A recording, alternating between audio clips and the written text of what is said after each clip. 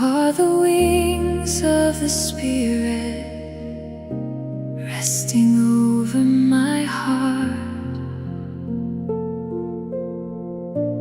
like a child who leaps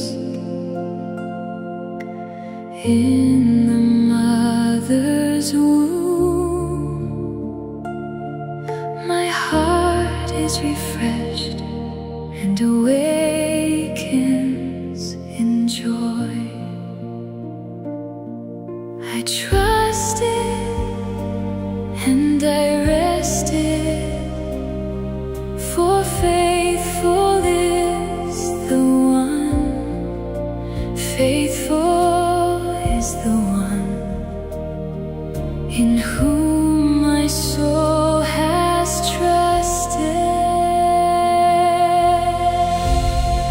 The Spirit is within me, and He cannot die, for He is life. He is life.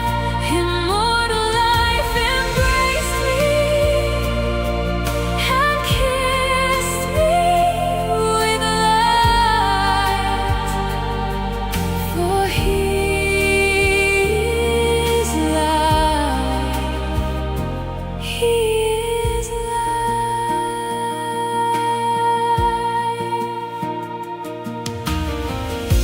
The Lord has blessed me greatly.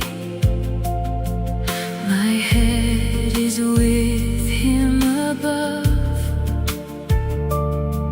No dagger can divide me,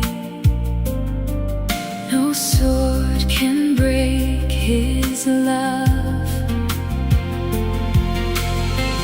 Before destruction comes, my soul is set aside.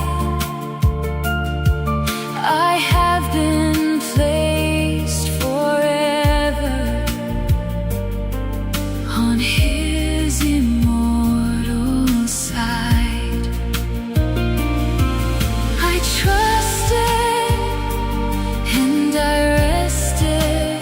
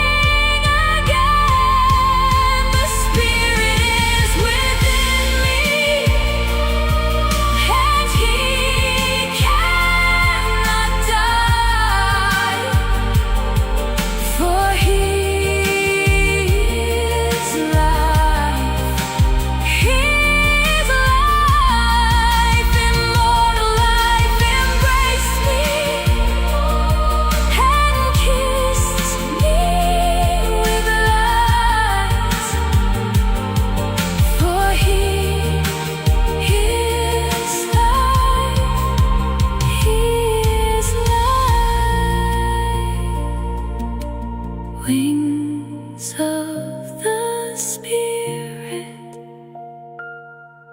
are over my heart.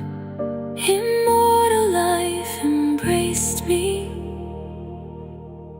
and I am alive. Hallelujah, hallelujah,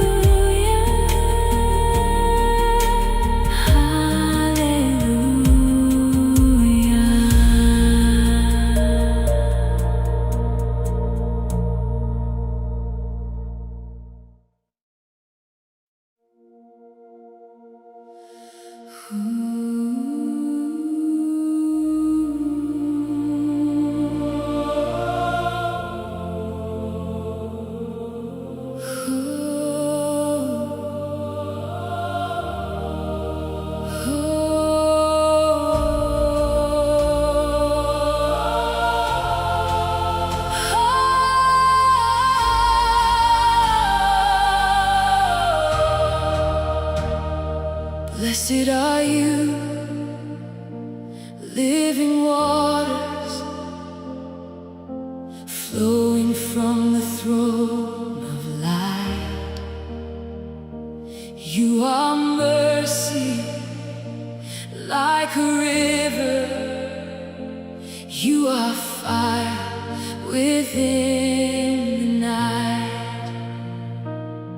You refresh the weary spirit.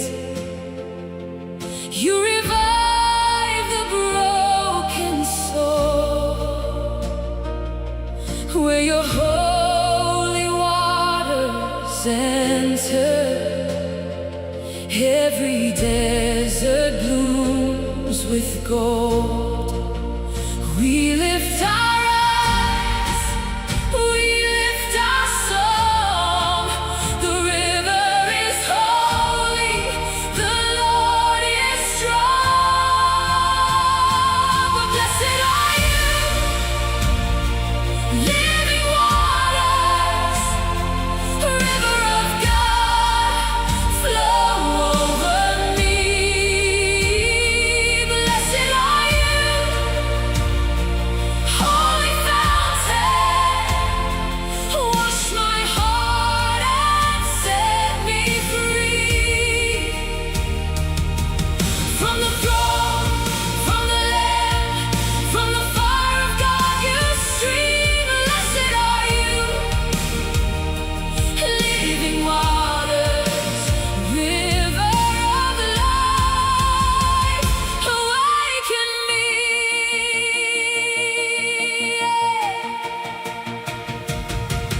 No darkness can resist your glory. No shadow can remain the same. When the waters rise in power, they carry heaven's holy name. You are healing for the nations. You are life beneath the tree.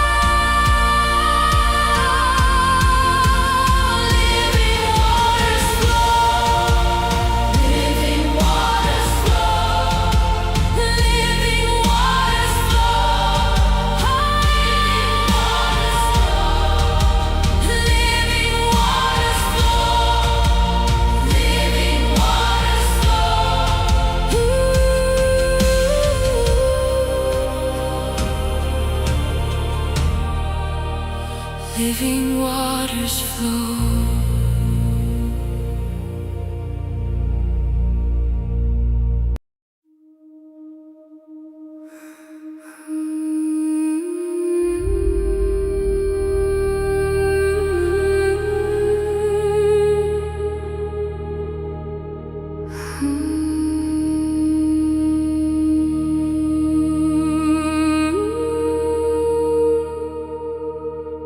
I hear a sound beyond the silence,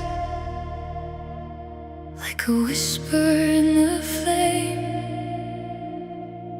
Something holy moves around me. Heaven is calling my name. Through the shadows, through the trembling, through the places I have prayed, there is light above the valley, there is mercy on the way. I lift my eyes, I lift my heart. The night is fading, the dawn will start. Heaven is calling, calling me higher. Holy fire, burn in my soul. Heaven is calling, calling me closer. Living water, make me whole. I will rise, where your glory lights the way. Heaven is calling my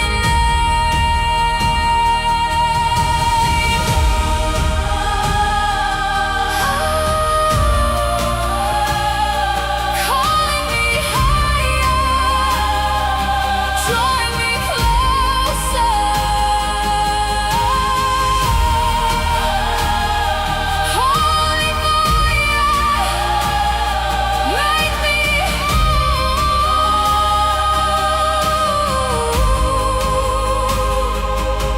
I see the light upon the waters.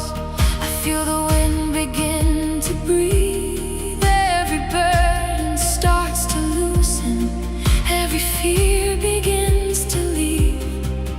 You are moving in the stillness. You are singing over me. Where your presence comes in power, my heart remembers how to breathe. I lift my hands, I lift my song. The light is rising, your love is strong. Heaven is calling, calling me higher.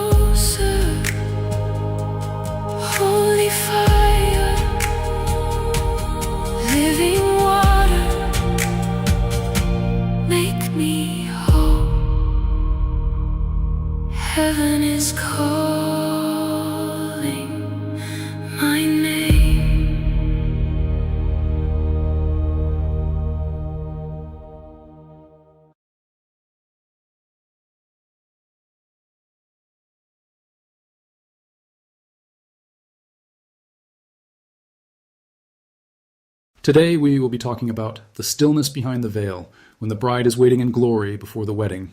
Beloved, there is a stillness that comes before fear, and there is a stillness that comes after glory.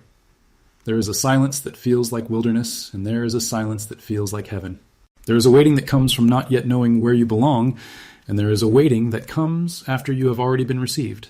And today, we are not speaking about the bride's stillness while she is still being tested on earth.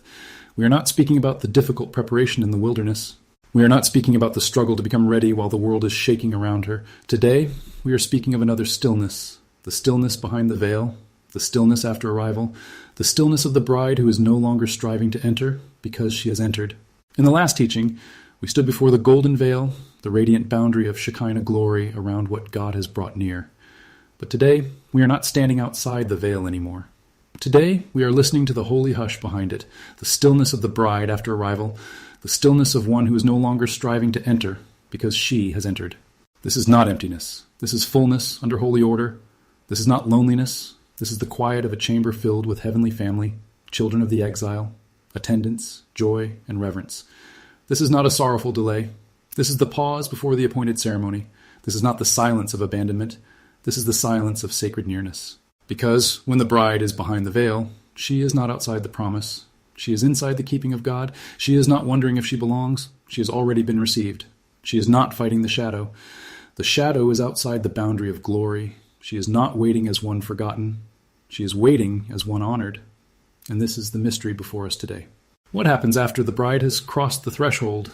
What happens after the wilderness has done its work? What happens after the oil has been guarded, the heart has been prepared, the voice has been learned, and the bride has been brought into the king's nearness? What kind of stillness fills the chamber before the wedding? That is where we are going today. Not into fear, not into striving, not into repetition, but into the holy hush behind the veil. A different moment behind the veil. Beloved, before we continue, I want to make this distinction clear. This teaching is not happening at the same time as the last one. In the golden veil, we were looking at the veil itself, the radiant boundary of Shekinah glory, the sacred covering, the line between the outer shadow and the inner place of God's keeping. But today, in the stillness behind the veil, we have moved into another moment. We are no longer only looking at the veil from the outside. We are now speaking of what happens after the bride has already crossed the threshold. She has already been transferred. She has already entered the heavenly sealed room. She is no longer in the earthly wilderness of preparation. She is no longer standing before the veil as one waiting to enter. She is behind the veil now, in the heavenly chamber, in the holy hush after arrival. So the atmosphere is different. The time is different. The place is different. The bride's condition is different. The golden veil revealed the boundary. The stillness behind the veil reveals the life within that boundary. The golden veil showed what guards the chamber. The stillness behind the veil shows how the bride waits once she has been received. That is why this teaching must feel softer, quieter, more interior, and more filled with holy peace. We are no longer speaking mainly of the veil as protection. We are speaking of the bride already inside the glory, waiting in joy before the wedding ceremony. The stillness after arrival. Beloved, there is a great difference between waiting outside and waiting inside. When someone waits outside, the heart may still wonder, will the door open? Will I be received? Will the promise come? Will I be remembered? But when someone waits inside, the nature of waiting changes. The bride, behind the veil, is not waiting to know whether she belongs. She is waiting because she has already been brought near. She is not outside, knocking in uncertainty. She is inside, resting in honor. She is not pressing against the door. She is dwelling within the chamber. This is why we must understand the stillness behind the veil differently from earthly waiting. On earth, waiting can feel like endurance. Behind the veil, waiting becomes reverence. On earth, waiting can feel like separation. Behind the veil, waiting becomes nearness. On earth, waiting can feel like preparation through pressure. Behind the veil, waiting becomes preparation through joy. On earth, the bride learned to be still while the world pulled at her. She learned obedience while voices competed for her attention. She learned oil while the night was long. She learned peace while the outer atmosphere was unstable. But behind the veil, the atmosphere is different. The bride is not being pulled by the world anymore. She is not being shaped by the noise anymore. She is not proving her readiness anymore. She has crossed into the place where readiness is honored. That is why this stillness is so holy. It is the stillness of one who has arrived, but has not yet been publicly unveiled. It is the stillness of one who is near, but still waiting for the appointed moment. It is the stillness of one who has been received into joy, but the ceremony has not yet unfolded in its fullness. And this gives us a beautiful key. The bride is not silent because there is nothing happening. She is silent because heaven is full. She is silent because the atmosphere is weighty. She is silent because joy has become reverent. She is silent because the chamber is not ordinary. There are moments when the soul does not need many words. There are moments when worship becomes quiet because the presence is too near to treat casually. There are moments when the bride does not need to explain herself, defend herself, or announce herself. She simply remains where she has been received. That is the stillness after arrival. Don't you know, stillness is fullness under holy order. Now we come to the central line of this teaching. Stillness is not emptiness, it is fullness under holy order. This is very important because people often think stillness means nothing is happening. But in the presence of God, stillness can be one of the deepest signs that everything is in its appointed place. When a house is in disorder, there is noise. When a soul is unsettled, there is noise. When fear is ruling, there is noise. When striving is still alive, there is noise. But when holy order fills a place, there can be stillness, not because the place is empty, because everything has come under peace. Behind the veil, stillness is not the absence of life. It is life resting in divine order. It is joy without chaos. It is celebration without confusion. It is preparation without anxiety. It is nearness without disorder. This is very different from the stillness of the wilderness. In the wilderness, stillness may be learned through surrender. Behind the veil, the stillness is the atmosphere of surrender fulfilled. In the wilderness, stillness may require the bride to quiet fear. Behind the veil, fear has no authority in the chamber. In the wilderness, stillness may come through discipline. Behind the veil, stillness becomes the natural breath of glory. This is why the bride behind the veil is not restless. She does not need to force what only the king can reveal. She does not need to hurry the ceremony. She does not need to prove that she has been chosen. She does not need to push open the next door. The bride behind the veil has learned the order of love. Love does not rush what is holy. Love does not break sacred timing. Love does not turn the chamber into a place of impatience. Love waits because love trusts the bridegroom. And this is what makes the stillness beautiful. It is not passive. It is not empty. It is not weak. It is full of trust, full of joy, full of reverence, full of expectation, full of the presence of God. Stillness behind the veil is the chamber breathing in the rhythm of heaven. Nothing is frantic. Nothing is forced. Nothing is exposed before the appointed time. The bride is not waiting in lack. She is waiting in fullness. The bride no longer strives to enter this layer is very important for keeping the teaching clean. Behind the veil, the bride is no longer striving to enter. She has entered. She is no longer standing at the threshold wondering if she will be accepted. She has been received. She is no longer trying to become what heaven will recognize. Heaven has recognized what God has formed in her. This is where the atmosphere changes completely. On earth, the bride was prepared. Behind the veil, the bride is welcomed. On earth, the bride learned obedience. Behind the veil, obedience rests in joy. On earth, the bride guarded the oil. Behind the veil, the lamp is already burning. On earth, the bride learned to hear the voice of the beloved. Behind the veil, that voice fills the chamber. This is why we should not describe this heavenly stillness as though the bride is still in the same struggle she had on earth. She is not still fighting fear in the same way. She is not still being purified from the noise of the world in the same way. She is not still being trained in the same wilderness pressure. That stage has done its work. The bride has crossed over. The bride has been transformed into her restored nature. The bride has entered the king's heavenly nearness. And now, the stillness is not about striving toward readiness. It is about resting in readiness. This is a powerful shift. Many people know how to talk about preparation, but they do not know how to talk about reception. They know how to talk about being tested, but not about being welcomed. They know how to talk about the wilderness, but not about the chamber of joy. They know how to talk about oil as something guarded in the night, but not about oil as something already burning in the presence of the king. But the bride's story does not end with preparation. Preparation leads somewhere. Oil leads somewhere. Stillness leads somewhere. Obedience leads somewhere. The wilderness leads to the chamber leads to the veil. And behind the veil, the bride learns a new kind of rest. The rest of one who is no longer outside. The rest of one who has entered the king's house. The rest of one who does not need to strive for access, because access has been given. This is why the stillness behind the veil is full of dignity. The bride is not restless. She is not anxious. She is not scrambling to prepare at the last moment. She is not trying to borrow oil. She is not trying to repair what was neglected. She is already in the place of readiness. And because she is ready, she can be still. The children of the exile and the heavenly family. Now we must look at the atmosphere behind the veil, because the bride is not alone. Behind the veil is not emptiness. Behind the veil is not isolation. Behind the veil is not a cold room where the bride waits by herself.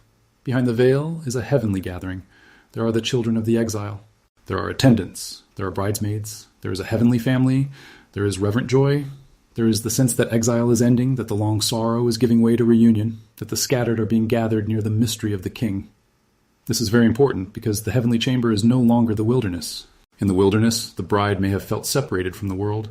Behind the veil, she is not separated into loneliness. She is gathered into a family.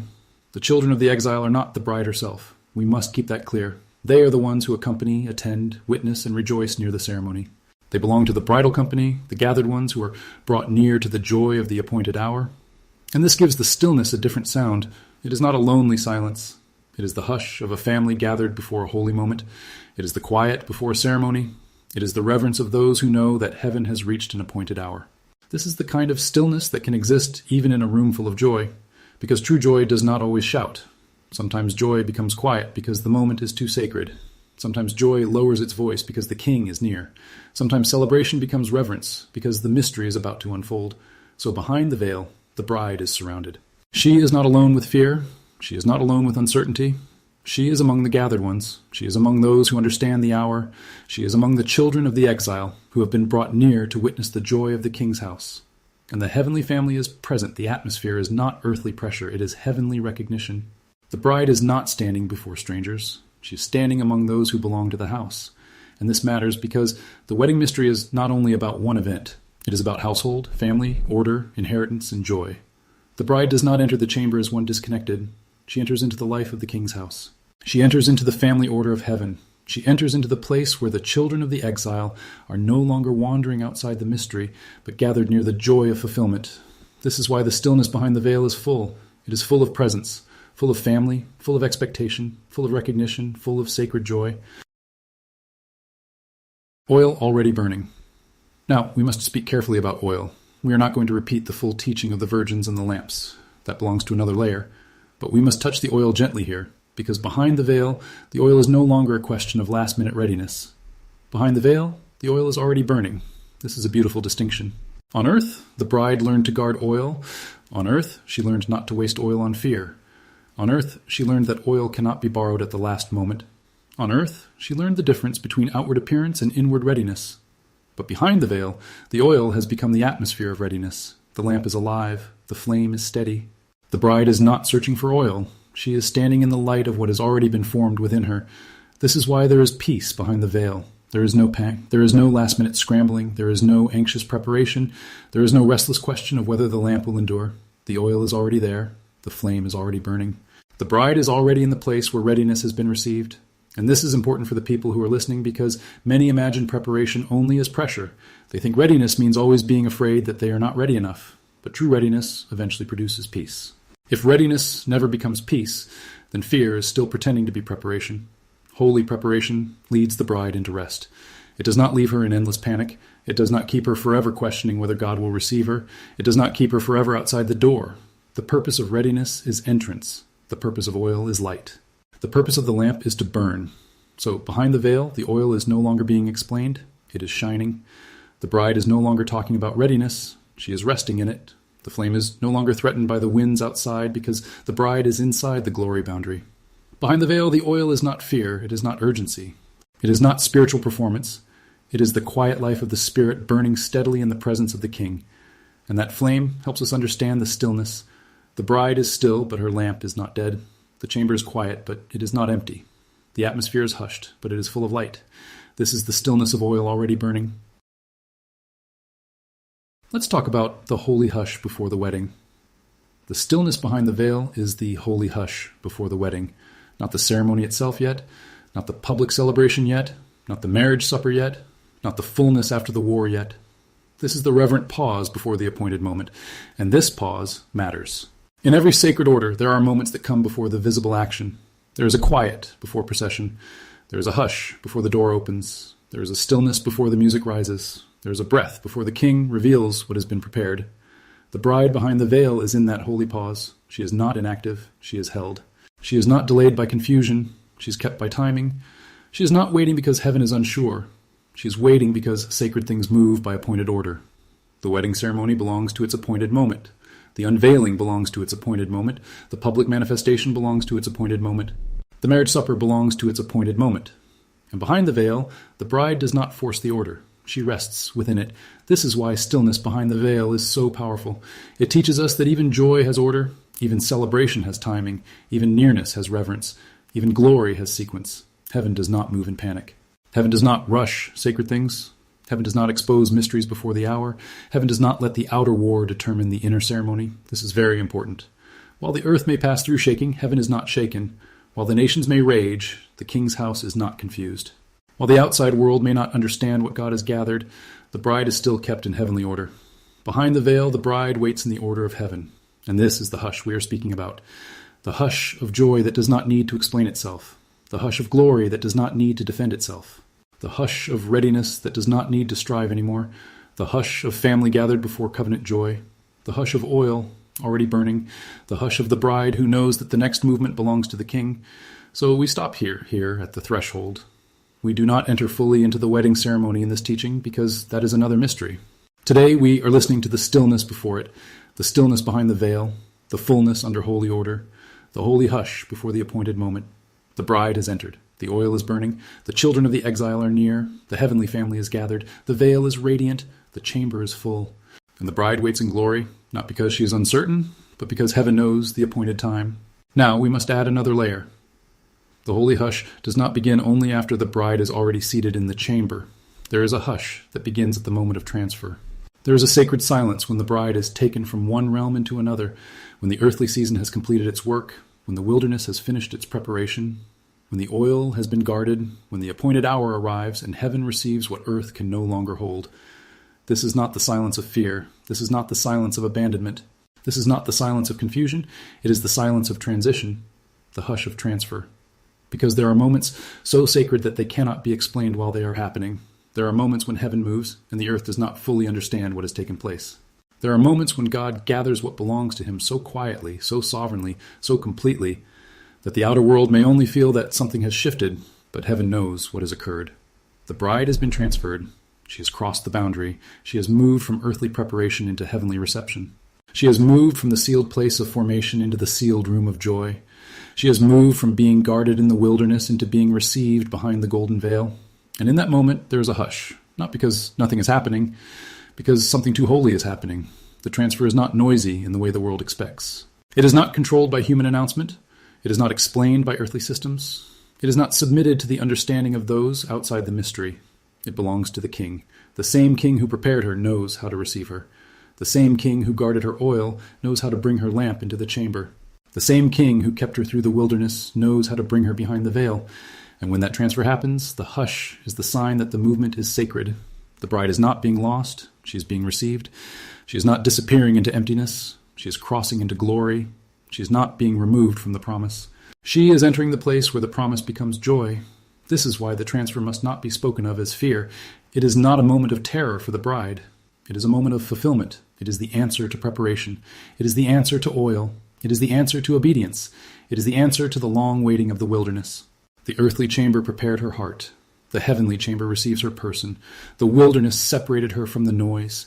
The golden veil surrounds her with radiance. And the moment between them is holy. That moment is the hush of transfer. It is the breath between earth and heaven. It is the silence between preparation and reception.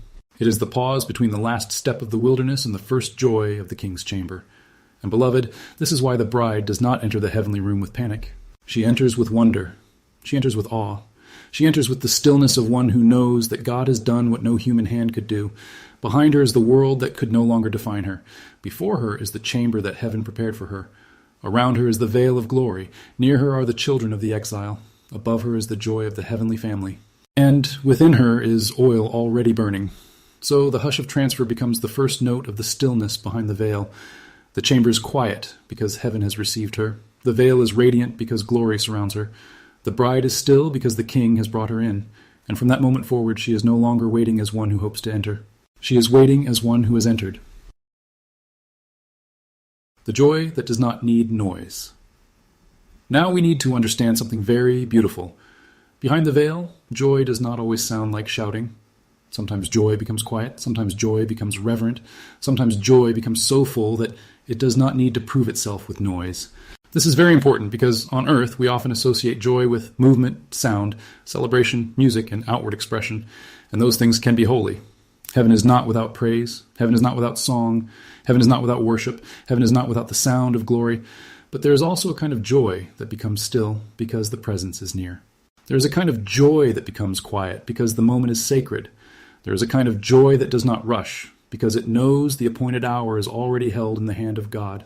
This is the joy behind the veil. It is not sadness. It is not fear. It is not emptiness. It is not delayed with disappointment. It is the joy of arrival, the joy of being received. The joy of knowing that exile has given way to nearness. The joy of knowing that the bride is no longer outside the king's house. The joy of knowing that the children of the exile are no longer scattered far from the mystery, but gathered near the chamber of holy celebration. This is a joy that has passed through longing. It is a joy that remembers the wilderness, but is no longer ruled by it. It is a joy that remembers the tears, but is no longer drowning in them. It is a joy that remembers the waiting, but no longer waits as one abandoned. It is a joy that has crossed the threshold. And this is why the stillness behind the veil is not heavy. It is full. It is full of remembrance, full of gratitude, full of honor, full of the awareness that God has done what only God could do. The bride did not bring herself into the chamber. The bride did not open heaven by her own strength. The bride did not transform herself into her restored nature. The bride did not gather the children of the exile by human power. The king brought her near. The king received her. The king guarded her. The king appointed the hour.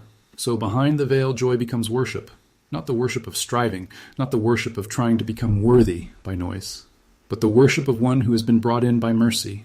The bride is still because she knows she has been received. She is quiet because wonder has filled the room. She is peaceful because the king is near. And the children of the exile are near her, not as wanderers in sorrow, but as gathered ones in the house of joy.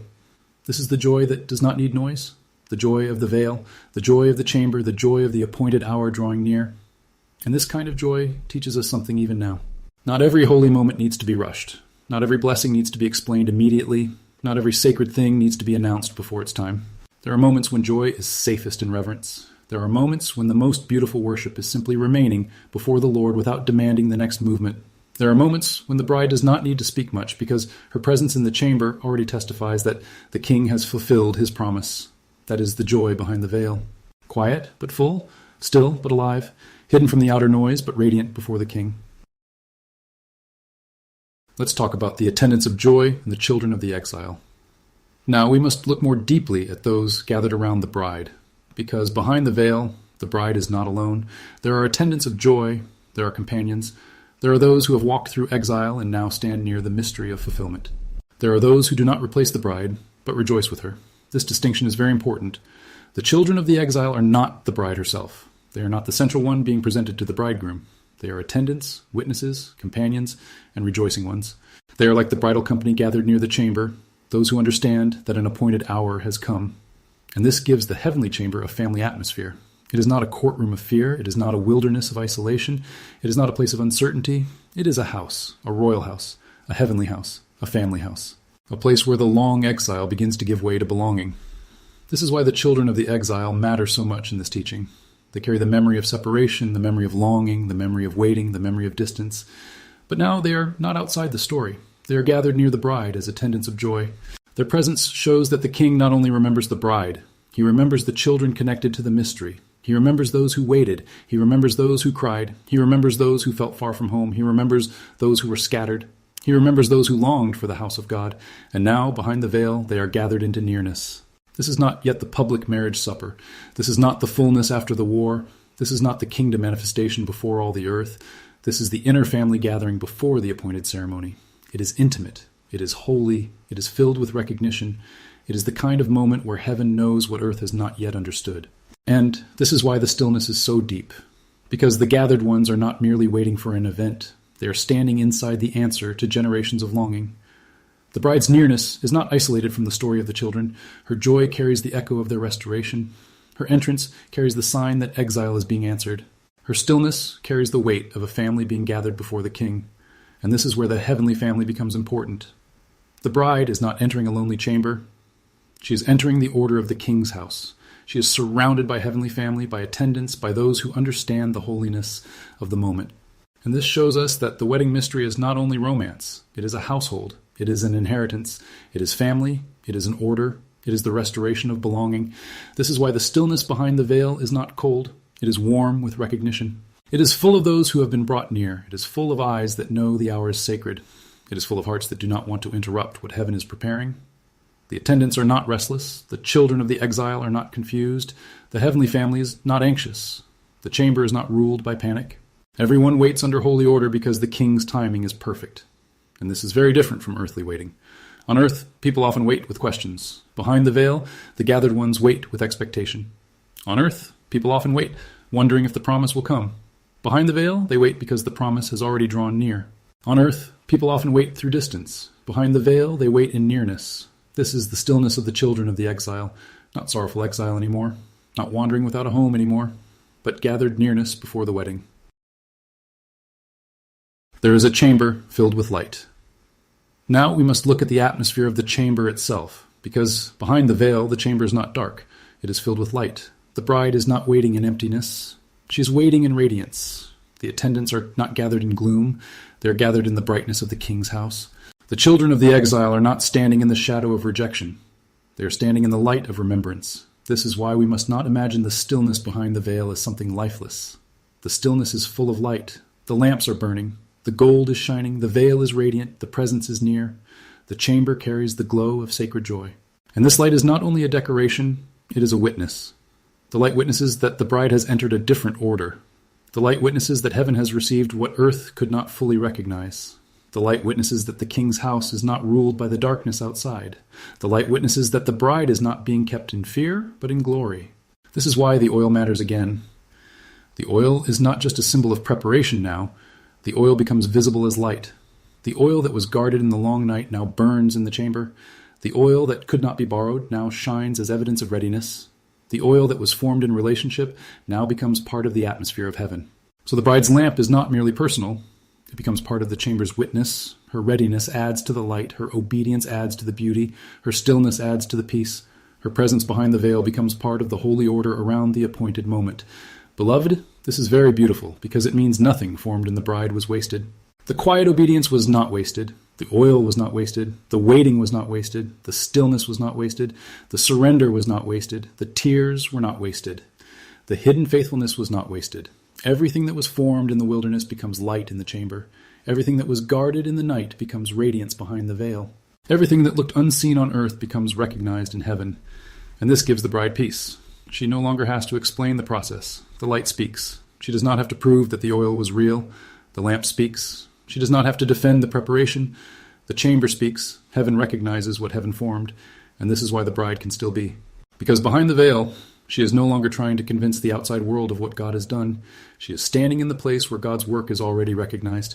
The chamber filled with light is the answer to the hidden years. The chamber filled with light is the answer to the guarded oil. The chamber filled with old light is the answer to the bride's long preparation. The world may not yet understand. The nations may still be shaking. The earth may still be moving through judgment and conflict. But behind the veil, the light already testifies. The bride has been received. The oil is burning, the chamber is full, the appointed moment is near. Let's talk about the pause before movement. Now we come to another layer of stillness. Stillness behind the veil is not the end of movement, it is the pause before movement. This is a very important distinction. The bride is not behind the veil forever. The chamber is not the final manifestation. The hush is not the end of the story. The stillness is holy because it comes before the next command. There is a moment when heaven gathers. There is a moment when heaven waits. There is a moment when heaven becomes quiet. There is a moment when every movement comes under the timing of the king. And then, at the appointed time, the next movement begins. But the bride does not initiate that movement by impatience. The bride does not tear the veil. The bride does not announce herself before the king presents her. The bride does not confuse readiness with self-display. She waits. She rests. She remains. Because the next movement belongs to the king. This is part of the wisdom behind the veil. The bride knows how to be still before she knows how to move. She knows how to wait before she knows how to be brought forth.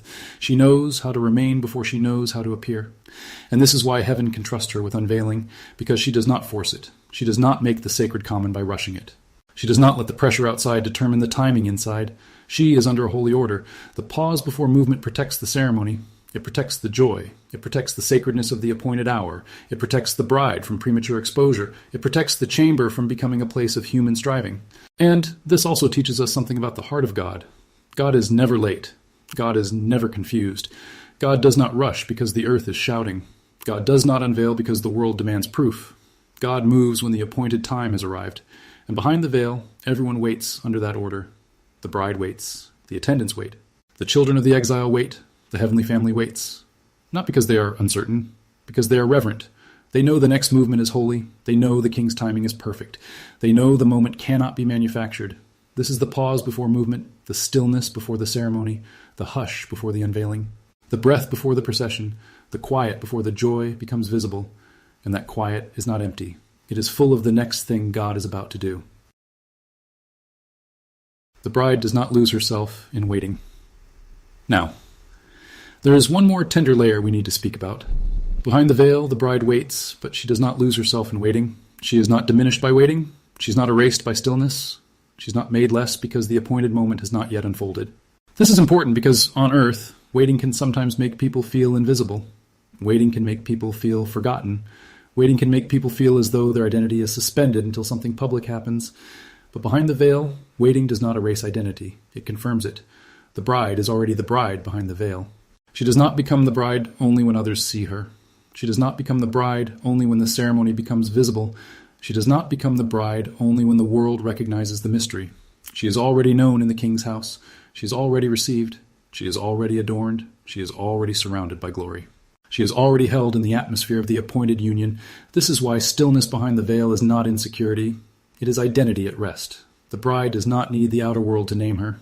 The king has already received her. The bride does not need the nations to understand her. Heaven has already recognized her. The bride does not need to explain her place. She stands where the king has placed her. This is a powerful word, because anything that depends solely on public recognition remains vulnerable to the outside world. But what is established behind the veil is established before God. The bride's identity is not waiting for the outer court to approve it. Her identity is held in the king's nearness. This is why she can still be. She is not trying to become visible so she can become real. She is real because the king knows her. She is honored because the king has brought her near. She is radiant because the glory surrounds her. She is secure because heaven has received her. And this is why the bride's stillness is full of dignity. She does not shrink in the hush. She does not disappear in the chamber. She does not become less because the veil remains. She becomes more settled, more peaceful, more fully herself, more aligned with the order of the king's house. Because the stillness behind the veil is not taking away her identity, it is protecting her identity until the appointed unveiling. Now we can gather this part together. The stillness behind the veil is not the conclusion of the bride's story. It is readiness for the next door. The bride has entered. The oil is burning. The heavenly family is gathered. The children of the exile are near. The chamber is full of light. The joy is reverent. The silence is holy. The veil is radiant. And all of this prepares the next movement. But the next movement does not come from striving. It comes from order. It comes from timing. It comes from the king.